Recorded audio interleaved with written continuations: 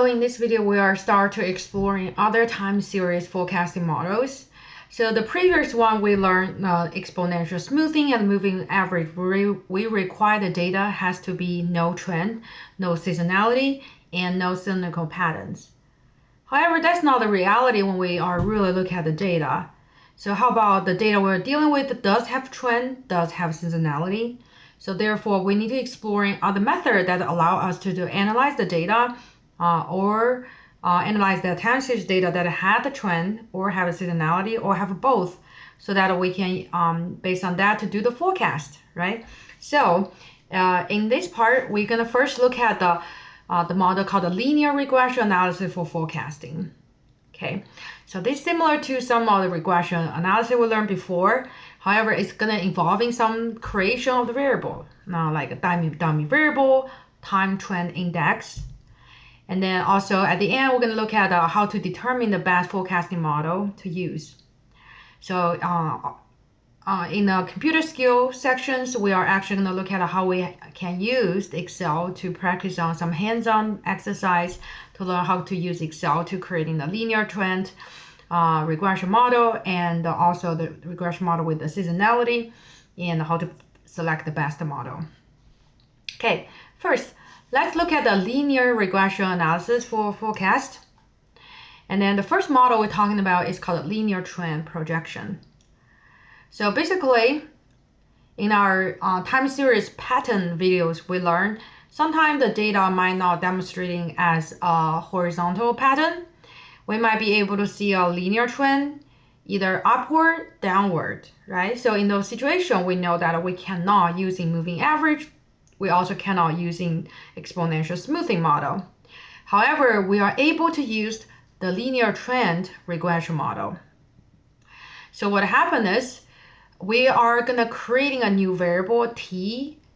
The t is called the time index. So that will become our independent variable, and our dependent variable will be our time series. Okay, so before we look at more detail, I want to direct you to look at this example we already said before. So this is the bicycle selling, and we learned in our pattern recognition lecture that for this data, we do see an upward trend. So although the time series plot shows an up and down movement, this linear trend cannot be ignored because it's showing us the long-term movement of this bicycle sales.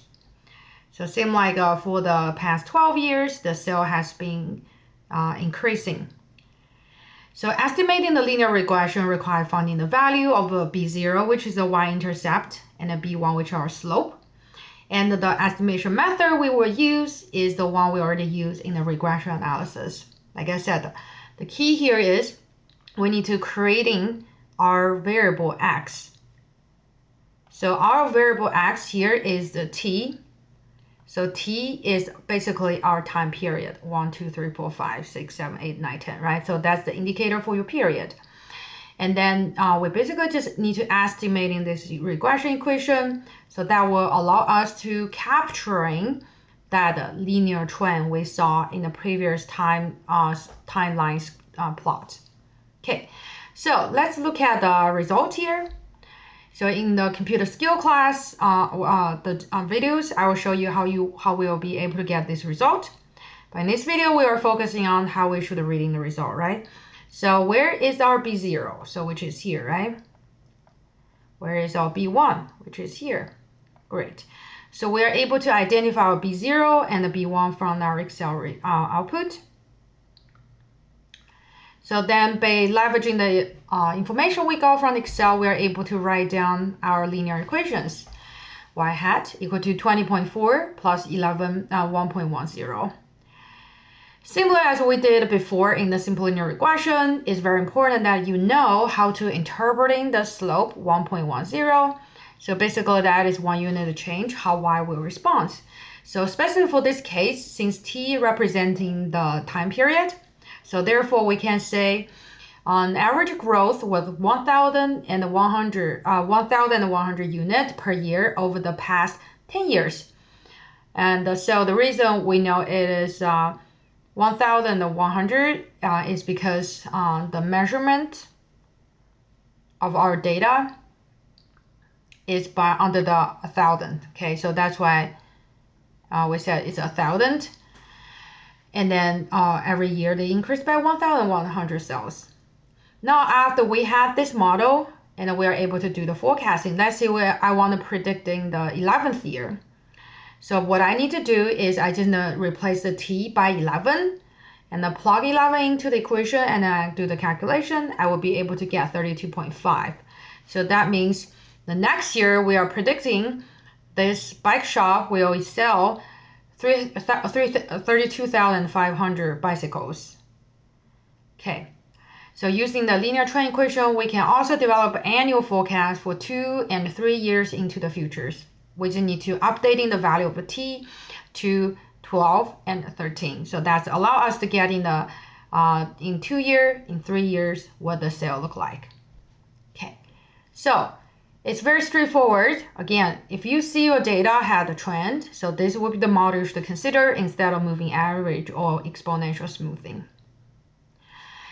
And we also look when we identify the pattern, we sometimes instead of linear trend, we might have non-linear trend, right? It's a curve. So if we do see our time series line plot showing the curved linears, we should introducing the T2, T squared, and T cubed into our model to capturing that curvature. So we were exploring, we will deploy this model when we are notice there is a curvature in our line plot. So t is the time period, t squared is we square the time period value, t cubed is we using the t times t times t, right? So that is the when we see the curved nonlinear trend. And we also can build a linear regression-based forecast model called autoaggressive model, in which the independent variable are previous value of the same time series. And then so we in this called the ARIMA model. So it will be covered in the future forecasting class if you're interested in. So you should take the economic forecasting class that will cover more about the ARIMA model. But here we just mentioned those are the possibilities, but you need to focus on the linear trend model and moving linear trend model